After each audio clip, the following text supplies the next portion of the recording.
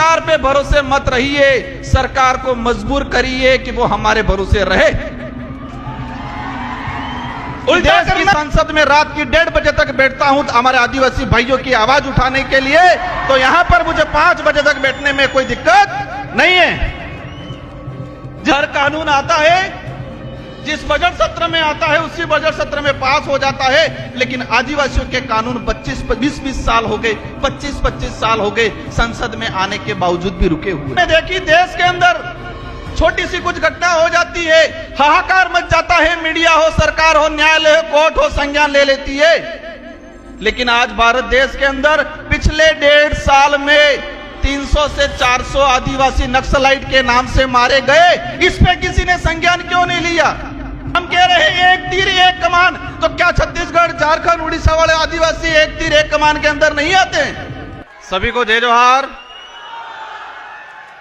थकान तो नहीं हुई है? पक्का कोई नहीं थका है? बीच में से आवाज आ रही थी कि राजकुमार जी तुम संघर्ष करो, हम तुम्हारे साथ हैं।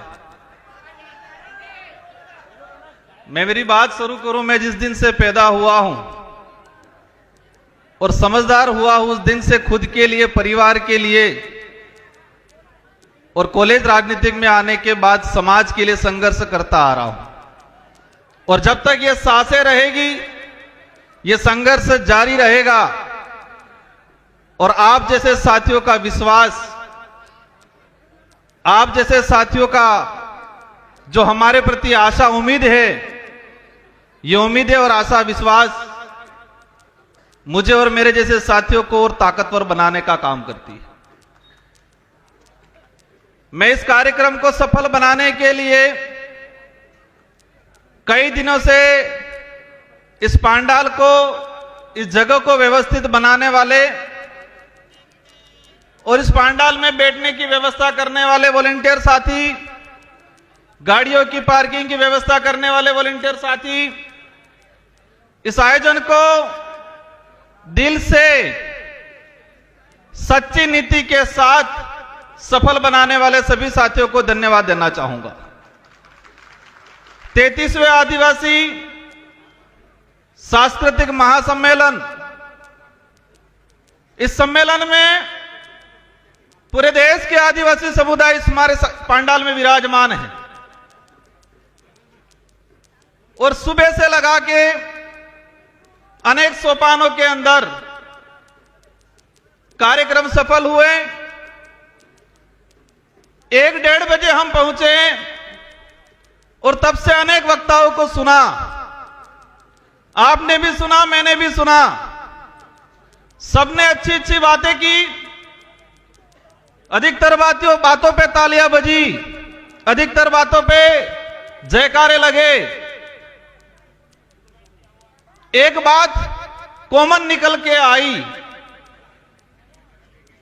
कि हमें संघर्ष करना है। सभी वक्ताओं की तरफ से जो बात आई उसमें एक कॉमन निकल के आई कि हमें संघर्ष करना है। और यह संघर्ष किस लिए करना है? अपने समाज के हक अधिकारों के लिए करना है, जल जंगल जमीन बचाने के लिए करना है। और फिर बात आई कि संघर्ष कैसे करेंगे? तो एकजुट होंगे तो संघर्ष होगा, ये बात आई। फिर नारे लगे, एक तीर एक कमान, आदिवासी एक समान। हम जिस मंच से, जिस जगह से हम बोलते हैं, हम जहां खड़े हैं, हम जहां बैठे हैं, अगर इस शब्द की यही पालना नहीं होती है तो संगठित नहीं हो सकते। और संगठित नहीं हो सकते तो हम संघर्ष नहीं कर सकते हमारे हक अधिकारों के लिए। साथियों, इस देश के अंदर 2011 की जनगणना के हिसाब से 140 करोड़ के आसपास पॉपुलेशन है और इसमें आदिवासियों की बात आती है।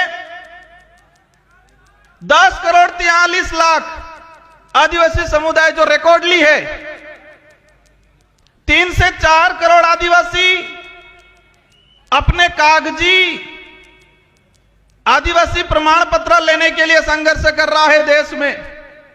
आज 2026 है, और 2026 के हिसाब से अगर बात करें तो भारत देश के अंदर रिकॉर्डली जो आदिवासी है 13 करोड़ के आसपास है और 5 करोड़ के आसपास संघर्ष कर रहा है। नॉर्थ ईस्ट का देख लो, साउथ का देख लो, हमारे गुजरात का देख लो, महाराष्ट्र का देख लो।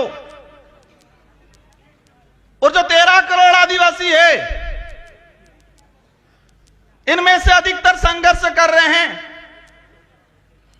मेरे राजनीतिक जीवन में मुझे 2 बार विधायक बनने का अवसर मिला मेरे विधानसभा क्षेत्र की जनता की ओर से, और आप जैसे साथियों की बदौलत मेरे संसदीय क्षेत्र बांसवाड़ा डूंगरपुर की जनता की वजह से मुझे सांसद बन के अवसर मिला।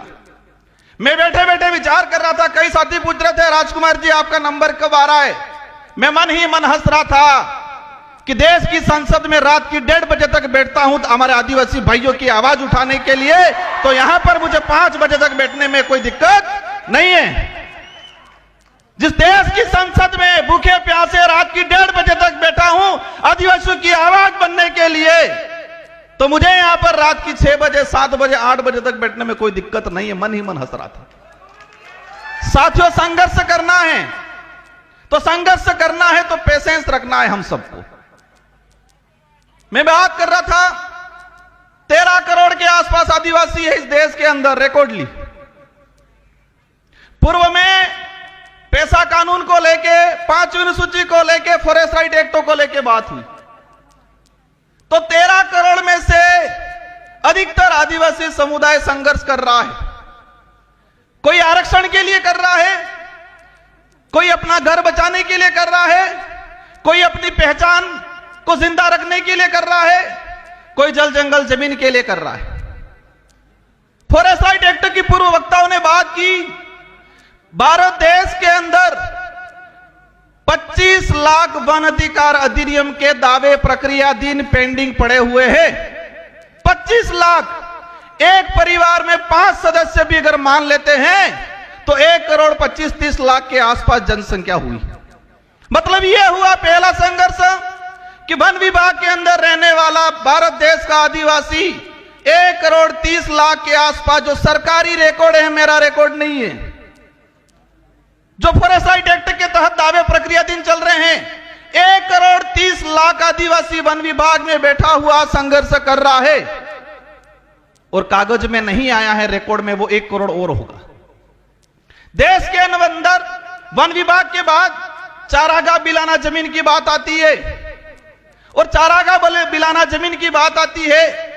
मैंने जो पार्लियामेंटली जो रिकॉर्ड निकाला है उससे मुझे जानकारी मिली है कि 2.5 से 3 करोड़ आदिवासी चारागाह बिलाना जमीन पे बैठा हुआ है और आज संघर्ष कर रहा है कागजी अधिकार लेने के लिए। साथियों, एक बात की समझना पड़ेगा, हम अधिकार की बात कर रहे हैं।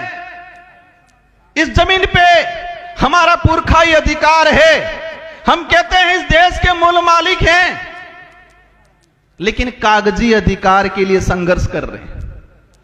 कौन सा अधिकार चाहिए? कागजी अधिकार। उस जमीन पे आजादी से पहले हमारे बाप दादा बैठे हैं, उन्होंने कुआं खोदा है, मकान बनाया है, लेकिन उसके पास कागज नहीं है। अब यह समझने पड़ेगा कागज कब जाएगा उस परिवार में, उस समाज में। जब एजुकेशन जाएगा, उस स्कूल जाएगी, पढ़ा लिखा होगा तो कागज जाएगा। जिस समाज में एजुकेशन ही नहीं गया, आज पहली पीढ़ी एजुकेशन प्राप्त कर रही है और उनसे कहा जाता है कि अधिकार हो तो कागज दो। ये कागजी अधिकार। हम प्रयास करेंगे। देश के अंदर अनेक शोध संस्थाएं हैं, इसरो है, बड़े बड़े सैटेलाइट लगे हुए हैं, तो उन सैटेलाइटों से पता क्यों नहीं लग रहा है कि आदिवासी कब से बैठा हुआ है उस धरती पे, उससे कागज क्यों मांगा जा रहा है?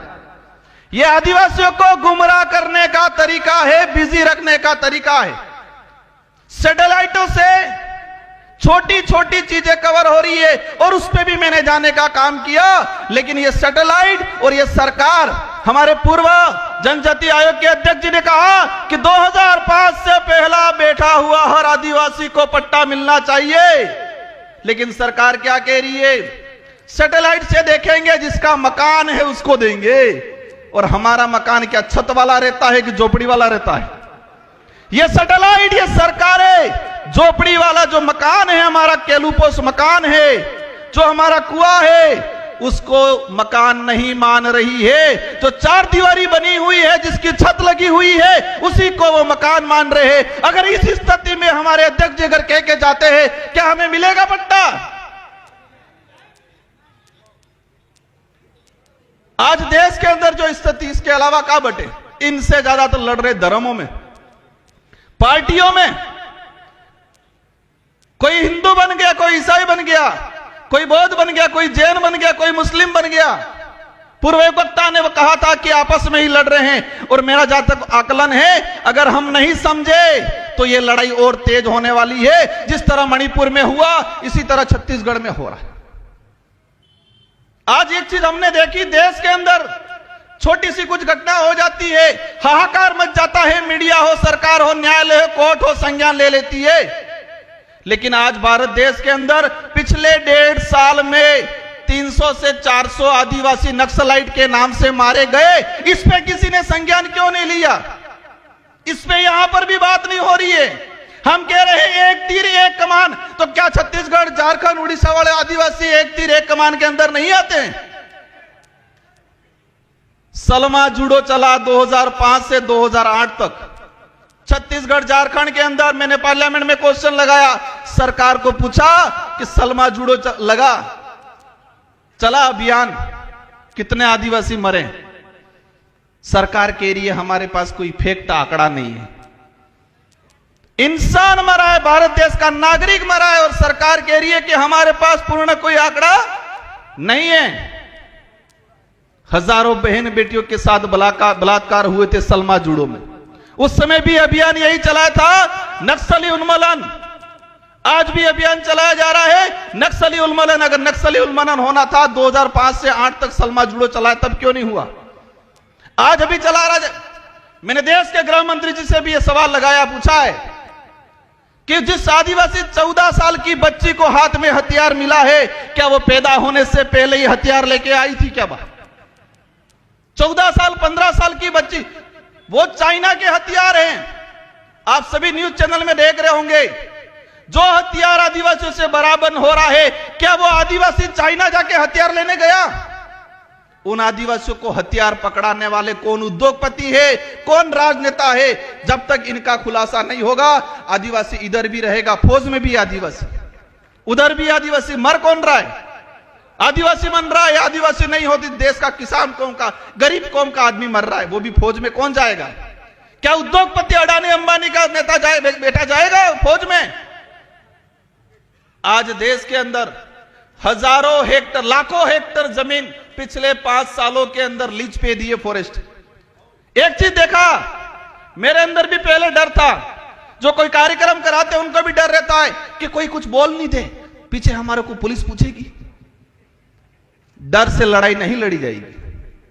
डरोगे तो मरोगे। हम सच्चाई के लिए लड़ रहे हैं तो लड़ना पड़ेगा। अगर हम जो बात बोल रहे हैं सरकार लिख के दे दे ये गलत है, जो बात हम पार्लियामेंट में बोल सकते हैं वो बात इस मंचों से भी होनी चाहिए आप लोगों के द्वारा। मैंने कहा था मुझे बारी नहीं मिलेगी चलेगा, मैंने यह भी कहा था कि मुझे नहीं बोलना, मैं सुनना चाहता हूं। साथियों, मैंने पिछले सम्मेलन आयोजन कमेटी का सम्मान करता हूं सभी का। मैंने पिछली बार में कहा था कि हम जो हर साल आयोजन करते हैं, जितने जो वक्ता अपनी बात रखते हैं, एक मेमोरेंडम बनाए, प्रस्ताव बनाए और वही डेलीगेशन राष्ट्रपति से मिले, प्रधानमंत्री से मिले, सारे राज्यों के मुख्यमंत्री से मिले। ये करना पड़ेगा।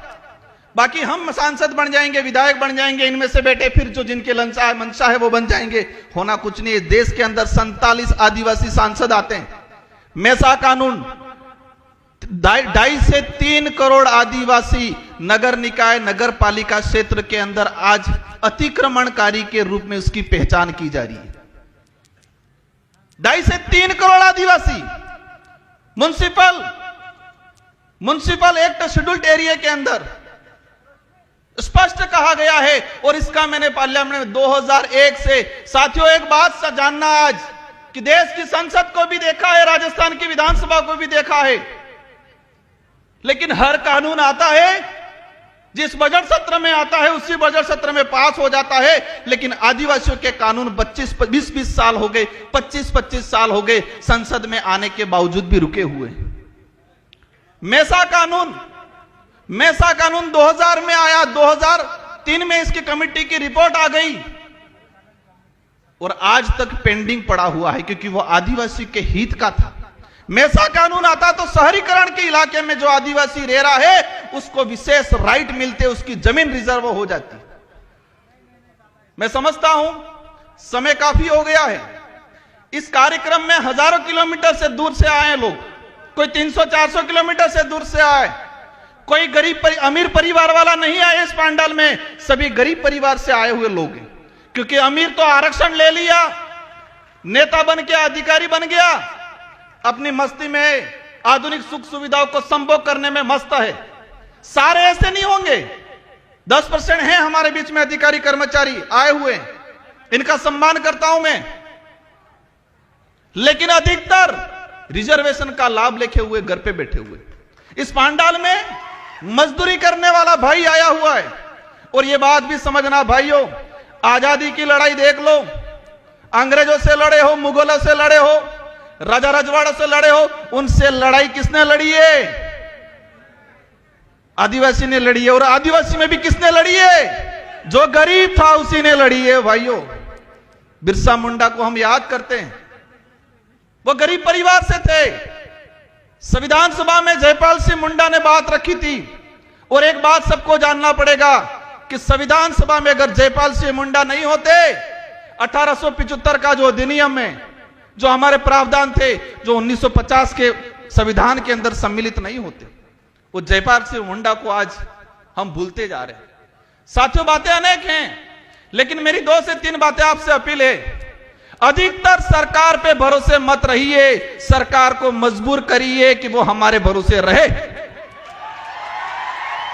उल्टा करना है, हम सरकार के भरोसे नहीं, सरकार समय आने पर लोकतांत्रिक जो व्यवस्था है उस दौरान हमारे भरोसे बैठे, यह तय करना है। वो कैसे करना है आप समझ जाओ। और एक चीज देखी मैंने, 13 करोड़ के आसपास आदिवासी है, इसमें से 29 राज्य हैं, और 29 राज्य में सबसे ज्यादा आदिवासियों की संख्या किस राज्य में है? सबसे ज्यादा आदिवासी संगठन किस राज्य में है? सबसे ज्यादा आदिवासी ST reserve MLA seat, MP seat किस राज्य में है? सबसे ज्यादा अत्याचार, भेदभाव, एट्रोसिटी, जल जंगल जमीन से उजाड़ा किस राज्य में हो रहा है? मैंने कुछ नहीं बोला है, आधों ने बोला है, आधे चुप है, कंफ्यूज है। वो आप सवाल ढूंढते रहना। और सबसे ज्यादा आदिवासी संगठन किस राज्य में बने हुए हैं? इस देश में एक ट्रेड चल रहा है अभी, उस ट्रेड को भी समझना है। ट्रेड ये चल रहा है कि कोई सामाजिक घटना होती है, सामाजिक आंदोलन होता है, और वहां थोड़ा पढ़ा लिखा आदमी जाके तेज तर्रार भाषण दे देता है। अब भाषण दे देता है तो सबकी निगाहें उस व्यक्ति की तरफ होती है, तो वो लीडर बनता है। और जो लीडर बनता है तो मनुवादी सोच के बनी हुई पार्टियां उसका शिकार करती है। क्या करती है? शिकार करती है। पहले भावतोल करती है, और भावतोल में नहीं जमता है तो वो शिकार करती है। ये हो रहा है। मैं किस राज्य में, किस देश में, किस समाज में हो रहा नहीं, लेकिन यही ट्रेड चल रहा है कि कहीं सामाजिक एक्टिविटीज हुआ, कहीं एट्रोसिटी हुआ, कहीं जल जंगल जमीन की बात हुई, 50-100-500 लोग इकट्ठे हुए, 1-2 नेता जाएंगे, वह भाषण देंगे जोरदार, उनकी वैल्यू बढ़ेगी, और राष्ट्रीय पार्टियां बनी बनाई लीडर को खरीदने का काम करती है। अगर वो नहीं खरीदा जाएगा तो वो जेल की सलाखों के पीछे होगा। अब आपको तय करना है, ये बड़ी विडंबना है। कहोगे राजकुमार रोज तो कह रहा है ऐसा करना भी है, और फिर कह रहे कि ऐसा नहीं भी करना है। ये कंफ्यूजन है, ये बड़ी विडंबना है कि हमें सही व्यक्ति को, सही विचारधारा को कैसे चॉइस करना, ये आप पे छोड़ के जाना चाह रहा हूं। हमें विवेकशील बनना है, सोचने समझने की शक्ति डेवलप करनी है। यह बात जरूर है कि आदिवासी समुदाय बोला है, लेकिन इस समुदाय को कुछ लोग इस बोलेपन का फायदा उठाते हैं। और अंतिम में एक बात कहना चाहूंगा कि मेरे लिए तब सुनोगे आप, मेरा साथ तब दोगे, मैं सही नीति पे चलूंगा, सही बात के लिए लड़ूंगा, मेरी कथनी और करनी में अंतर आएगा, उस दिन राजकुमार रोध की भी नहीं सुनी जाएगी। देश के अनेक संगठन हैं, आदिवासी एकता परिषद पे पूरे देश के आदिवासियों की निगाहें हैं। इस पंडाल में लाखों लोग हैं, लेकिन करोड़ों लोग यूट्यूब के माध्यम से घर बैठे हुए आदिवासी एकता परिषद के कार्यक्रम को आज देख रहे हैं। वो हमारा अध्ययन कर रहे हैं। मेरा अनुरोध है, इस छवि को बरकरार रखना, यह कारवां बढ़ना चाहिए। हमें स्वच्छ सही नीति से इस संगठन को चलाना है। मैं एक आदिवासी समुदाय का एक मामूली आदमी होने के नाते मेरा हमेशा सहयोग रहेगा। विचारधारा उद्देश्य कुछ हो सकते हैं अलग, लेकिन आदिवासी समुदाय के हक अधिकार, उनको एकजुट करने की बात आएगी, राजकुमार रोध खड़ा रहेगा। लेकिन मेरा हाथ जोड़ के अनुरोध है कि कथनी और करनी में अंतर मत आने देना, नीति सही रखना। अगर नीति में मेरी और कथनी करनी में, मेरा उदाहरण ले लेता हूं, फर्क आ गया, समाज आज कारवा है, लेकिन नीति और करनी और कथनी में अंतर आ गया, पीछे कोई नहीं मिलेगा कुछ समय बाद। इस बात को ध्यान रखना सभी। समाज को जरूरत है। समाज हर बार ठगा गया है, हर व्यक्ति से ठगा गया है, हर संगठन से ठगा गया है। हम प्रयास करते हैं, हम सबको मिलकर प्रयास करना है, क्योंकि एक बार कोई लीडर बनता है और वो कोई गड़बड़ कर देता है, समाज ठगा हुआ महसूस करता है। कोई संगठन बनता है, उस संगठन से आस लगती है, अगर वो संगठन कथनी और करनी में अंतर कर देगा तो समाज ठगा हुआ महसूस करेगा। भाइयों, आजादी के बाद से हजारों बार आदिवासी समाज ठगा हुआ है, व्यक्तियों के द्वारा, संगठनों के द्वारा। हम प्रयास करो, आप ज्यादा कुछ नहीं कर पाओगे, चलेगा, लेकिन कथनी और करनी में अंतर मत आने देना और सही नीति से, निष्पक्ष नीति से हमें आगे बढ़ना है। इन्हीं शब्दों के साथ आप सबको धन्यवाद, आभार। जय जोहार, जय भारत, जय भील प्रदेश, जय संविधान। एक तीर एक कमान, एक तीर एक कमान, इस नारे की भावना है, उसको जिंदा रखना। जय जोहार।